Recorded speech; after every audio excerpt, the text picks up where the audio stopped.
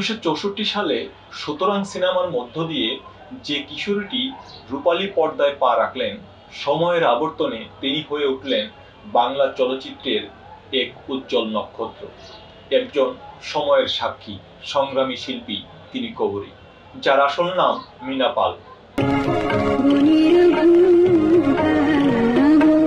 কোন বিশেষণে বিশেষায়িত করলে কবরীকে আপন মহিমা, আভিজাত্য ও গৌরবে উপস্থাপন করা যায়?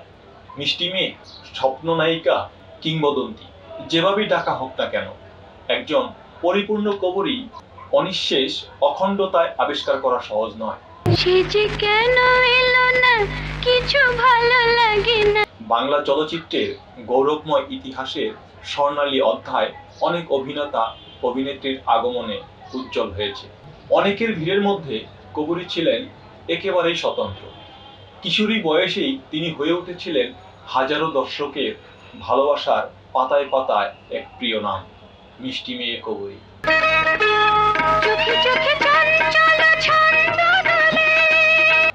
অভিনয়, সৌন্দর্য, সততা, নিষ্ঠা আর একাগ্রতার পরিপূর্ণ প্যাকেজ ছিলেন কবরী। তার চাহনি, কটাক্ষ, হাসি, অভিনয় প্রতিভায় মগ্ন হয়েছিলেন আবাল বৃদ্ধ বনিতা। কথা কি জানিস, পুরুষ জাতটা বড় জেদি।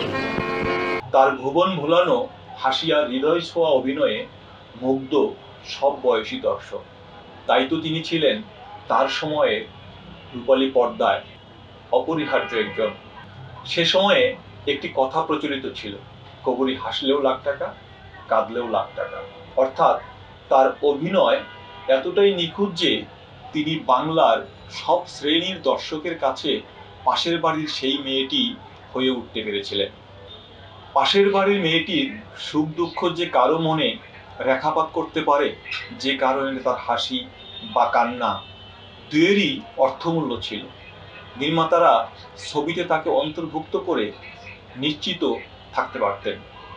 তাই তো বলা যায় কবরী হয়ে উঠেছিলেন শাশ্বত বাঙালি নারীর এক মূর্ত প্রতীক। ওদের আঘাত না করলে প্রতিঘাত করে না, তাড়িয়ে না দিলে জড়িয়ে থাকে না।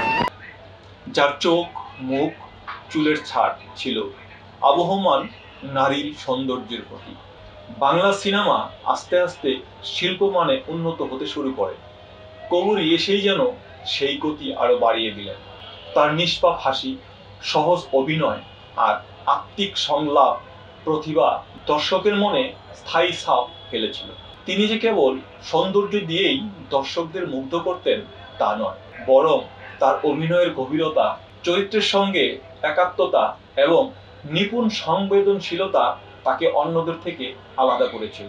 তার অভিনীত সুতরাং, নীল আকাশের নিচে, ময়নামতি, অবাক পৃথিবী, বাহানা, ধীরে বহে মেঘনা, স্মৃতিটুকু থাক কিংবা সারেঙ্গ, প্রতিটি যেন এক একটি কালজয়ী চিত্ররূপ।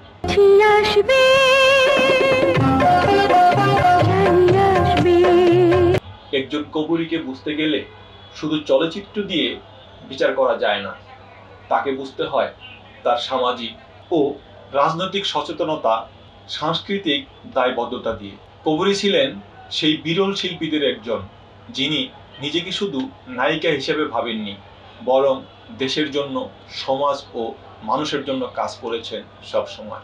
কবরী পর্দায় যেমন ছিলেন শক্তিশালী নারী চরিত্রের প্রতিভূ, তেমনি বাস্তব জীবনেও ছিলেন স্পষ্টবাদী, প্রতিবাদী এবং নিজের চিন্তায় অটুট, যার হাত ধরে বাংলাদেশের চলচ্চিত্রে নারীর আত্মমর্যাদা গড়ে উঠেছিল, যিনি সহজ অথচ অনবদ্য অভিনয়ে জীবন্ত করে তুলতেন প্রতিটি চরিত্র, যিনি পর্দায় ছিলেন প্রেয়সী, মা, সংগ্রামী, বোন কিংবা প্রতিবাদী নারী।